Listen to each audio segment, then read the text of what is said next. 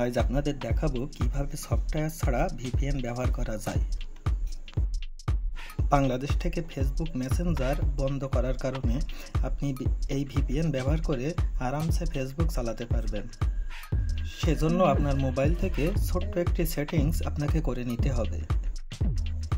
সব ফোনেই built in VPN option থাকে। আপনার একটি ভিপিএনের প্রোফাইল তৈরি করতে হবে। সেটিং অপশন থেকে আপনার ভিপিএনটি ওপেন করে অ্যাড ভিপিএন অপশানে ক্লিক করুন। অ্যাড ভিপিএনের মধ্যে কয়েকটি অপশন আছে।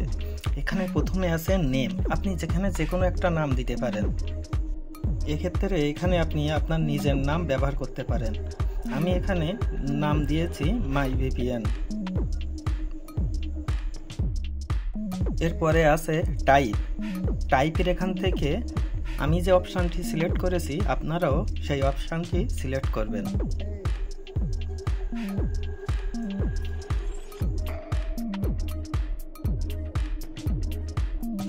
দেখুন আমি এখানে সিলেক্ট করেছি L2TD এই অপশানটি।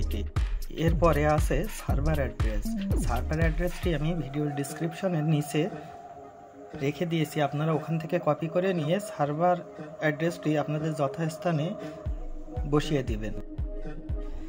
এরপরে আছে আইপিএস প্রেসার্ড কি।